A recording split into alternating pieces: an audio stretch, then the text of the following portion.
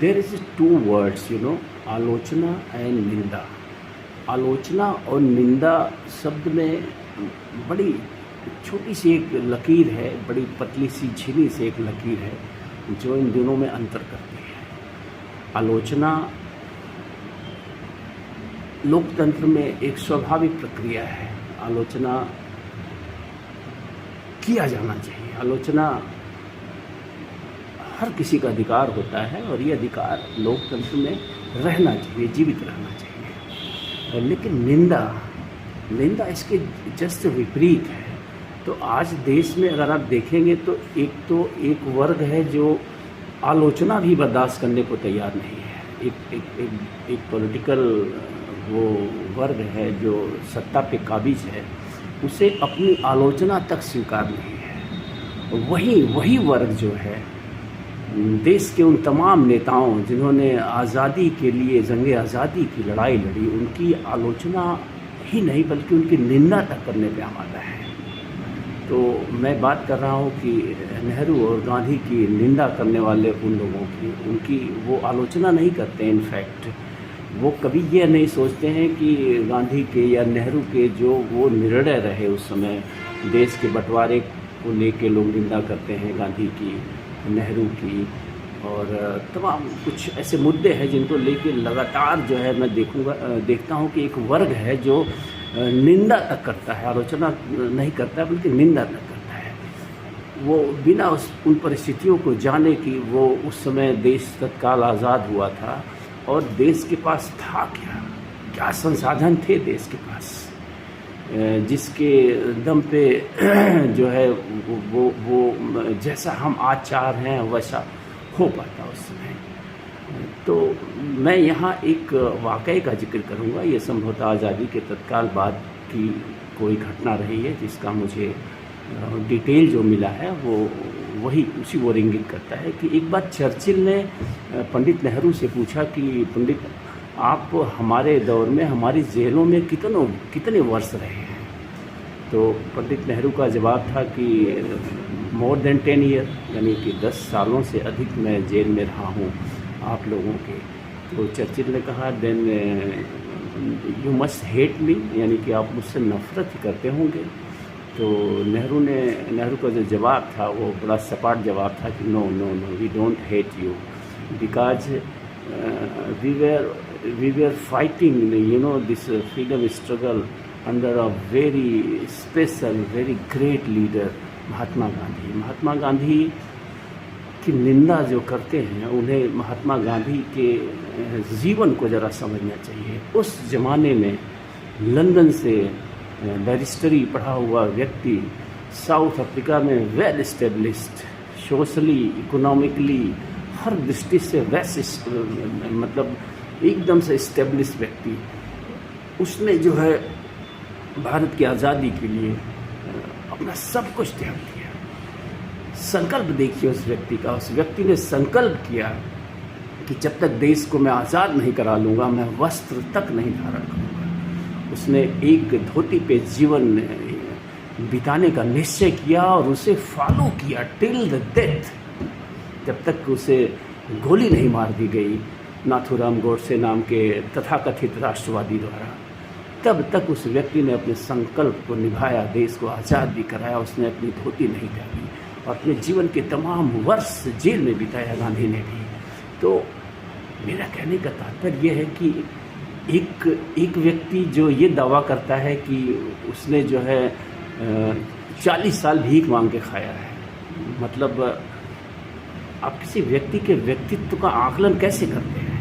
एक व्यक्ति जिसकी शादी हुई, पत्नी को छोड़ के भाग गया, माँ बाप को छोड़ के भाग गया, और फिर उसका दावा है कि उसने 40 साल भिक्षा मांग के खाया और इन प्रकार या किस्मत कहिए, जो भी कहिए, सत्ता हाथ लग गई। और जब सत्ता हाथ लग गई तो वो उस व्यक्ति की लग्जरी आप देखिए।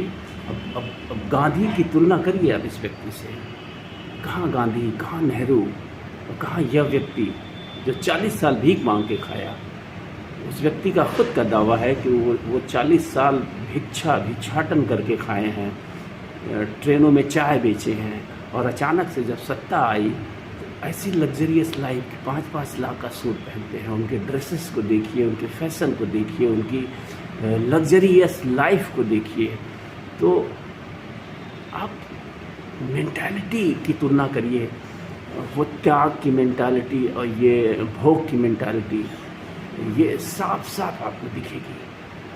त्याग और भोग में बड़ा अंतर होता है, और यही वजह है मैं समझता हूँ कि अब कैसे मैं कहूँ, वो मैं नहीं कहना चाहता हूँ, निंदा की श्रेणी में आ जाएगा कि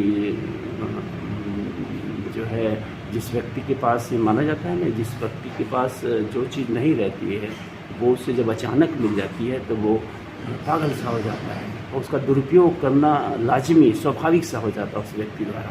तो 40 साल भिक्षाटन करके खाया हुआ व्यक्ति को अगर अचानक से संसाधन मिलेंगे तो 5 लाख का सूट तो पहनेगा ही, 10,000 करोड़ के वो प्लेन से तो उड़ेगा ही वो। ठीक है, मैं आलोचना नहीं कर रहा हूँ, देश का प्रधानमंत्री के पास कोई गरिमा होती है, वो मेंटेन करना ज़रूरी है, लेकिन गरिमा शास्त्री जी भी मेंटेन करते थे, गरिमा मनमोहन जी भी मेंटेन करते थे प्रधानमंत्री पद की, गरिमा सारे प्रधानमंत्रियों ने मेंटेन करी है अपने पदों की।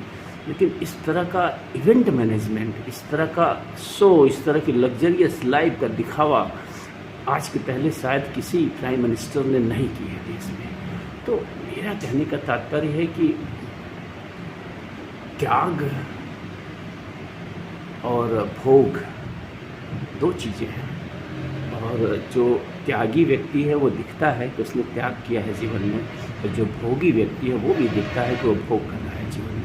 आज देश में क्रोनिक कैपिटलिज्म की बात हो रही है, यानी कि जो देश का संसाधन है, जो देश की पूंजी है, कुछ लोगों की तरफ तेज़ी से भाग रही है या भगाई जा रही है या पहुंचाई जा रही है।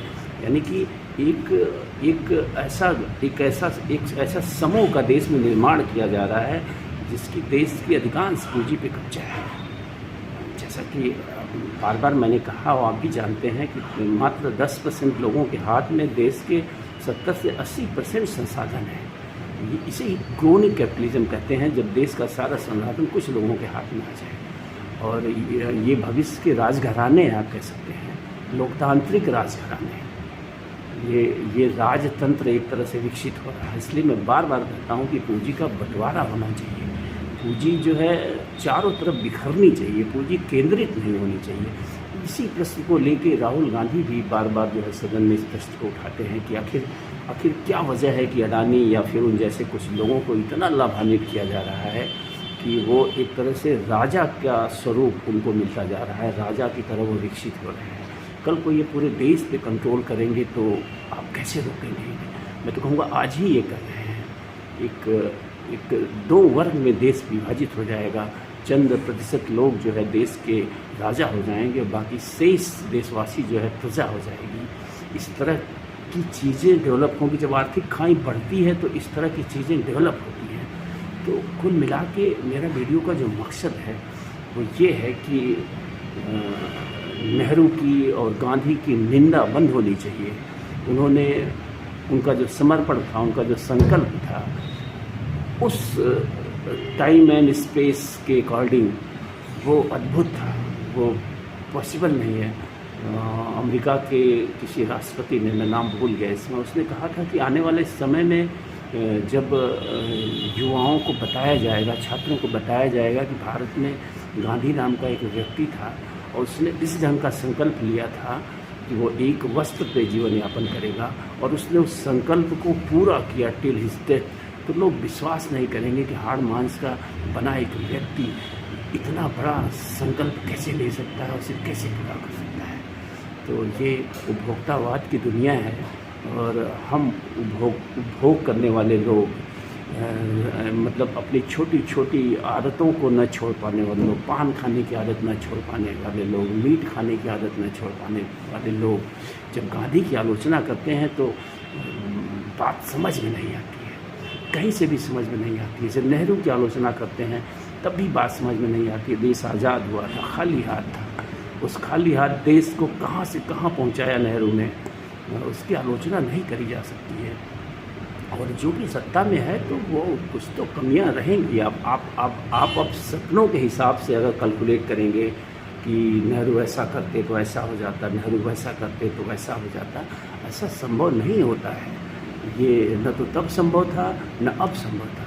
अगर आप भारतीय जनता पार्टी नरेंद्र मोदी की ये 8-9 साल की उपलब्धियों को देखें तो इन्होंने जो वायदे किए थे, कितने वायदे पूरे किए हैं। ईमानदारी से आप उन वायदों की बात करिए जो इन्होंने वायदे किए थे कि काला धन वापस लाएंगे, इन्होंने जो वायदे किए इतनी नौकरियां देंगे, इतनी स्मार्ट सिटी बनाएंगे, ये कोई वायदा पूरा हुआ क्या? सिर्फ कुछ ऐसे, मैं तो कहूँगा कि धारा 370 हटाने के सिवा कौन सा ऐसा क्रांतिकारी निर्णय ले लिया है नरेंद्र मोदी ने कि जो देश को बदल दे। हाँ, कुछ चीज़ें पॉजिटिव रही हैं, जैसे धर्मनिरपेक्षता के नाम पे कांग्रेस ने जो कह सकते हैं कि रायता फैलाया था देश में, जो जगह जगह आतंकी घटनाएं बड़ी सहजता और सुलभता से हो जाती थी, उस पर निश्चित रूप से जो सरकार ने नियंत्रण किया है, उसके लिए मैं धन्यवाद के पात्र है। मैं धन्यवाद देता हूँ कि इन्होंने इस व्यवस्था को निश्चित रूप से नियंत्रित किया है, कंट्रोल किया है, जिसमें कांग्रेस पूरी तरह से विफल थी और संभवतः उसका कारण एकमात्र था कि उनकी धर्मनिरपेक्षता की जो परिभाषा है वो गलत है। वो वोट की राजनीति के चलते एक वर्ग विशेष को उन्होंने इतना प्रोत्साहित किया कि जिसका अंजाम ये हुआ कि वर्ग विशेष के कुछ कट्टर लोग गजवाए हिंद तक का स्वप्न देखने लगे, जो निहायत ही गलत था और गलत है। ऐसे लोगों को कुचल देने की ही ज़रूरत है जो भारत में गजवाए हिंद का स्वप्न देखते हों। तो कांग्रेस की ये गलतियां रहीं जिसकी वो कीमत चुका रही है। लेकिन जो कांग्रेस के शुरुआती लीडर थे उनकी निंदा नहीं समझ में आती है, उनकी निंदा नहीं होनी चाहिए, उनकी हर हाल में तारीफ ही होनी चाहिए क्योंकि ये वही लोग थे जिनके दम पे हम आज़ाद हैं। और एक देश जो पूरी तरह से लुट चुका था, हज़ारों हजार साल की गुलामी के बाद आज़ाद हुआ था, उस देश को एक कह सकते हैं कि विकास की पटरी पे लाने का जो काम नेहरू सरकार ने किया वो कहीं से भी निंदा का पात्र नहीं है।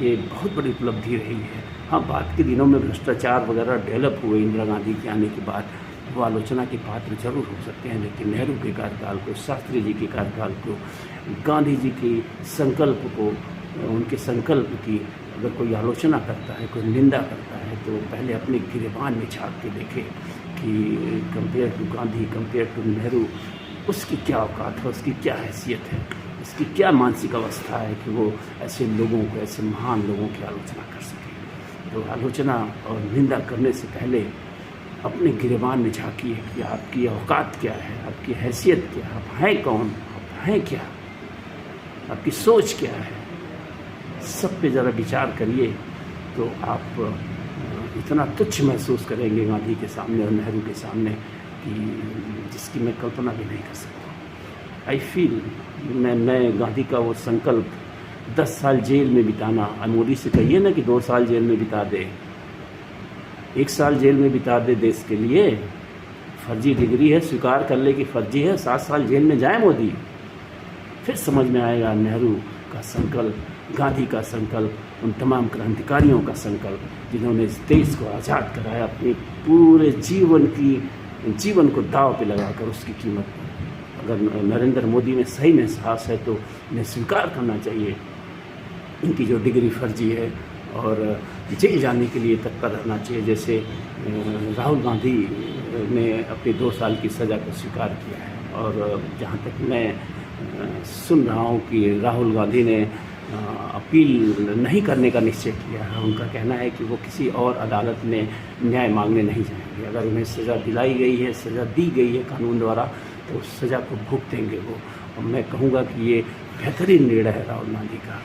सज़ा अगर अदालत ने दी है, कानून के सम्मान में उन्हें ये सज़ा भुगतनी चाहिए। नरेंद्र मोदी जी भी अगर सच में ईमानदार हैं, सच में देशभक्त हैं, तो स्वीकार करें मैं पढ़ाई की बात नहीं कर रहा हूँ, मैं अरविंद केजरीवाल वाला आरोप नहीं लगा रहा हूँ कि अनपढ़ व्यक्ति देश के लिए घातक होता है या नरेंद्र मोदी अनपढ़ है। मैं पढ़ और अनपढ़ की मेरी परिभाषा एकदम अलग है। बड़ी बड़ी मोटी मोटी डिग्रियाँ और किताबों पढ़ने वालों को मैं पढ़ नहीं मानता हूँ। नरेंद्र मोदी अनपढ़ नहीं है, मैं दावे के साथ कह सकता हूँ। लेकिन नरेंद्र मोदी की अगर डिग्री फर्जी है और उन्होंने फ्रॉड किया है देश के साथ, लोकतंत्र के साथ अपने शपथ पत्र में, तो उन्हें ये स्वीकार करना चाहिए कि उनसे ये गलती हुई है और उसके लिए उन्हें सज़ा भुगतने के लिए तैयार रहना चाहिए, जो भी सज़ा है। तब माना जाएगा कि नरेंद्र मोदी और नेहरू जी की, गांधी जी की कोई तुलना करी जा सकती है कि उनके कहीं समकक्ष ये फिट बैठते हैं। अन्यथा मैं तो कहूँगा कि मीलों दूर की डिस्टेंस है। कहाँ गांधी, कहाँ नेहरू, कहाँ नरेंद्र मोदी, कोई तुलनात्मक अध्ययन नहीं किया जा सकता है, कोई तुलना ही नहीं है। वो सूर्य है तो ये टिमटिमाते हुए दीपक मात्र हैं, उससे अधिक कुछ भी नहीं है। तो नमस्कार, धन्यवाद, फिर मिलेंगे।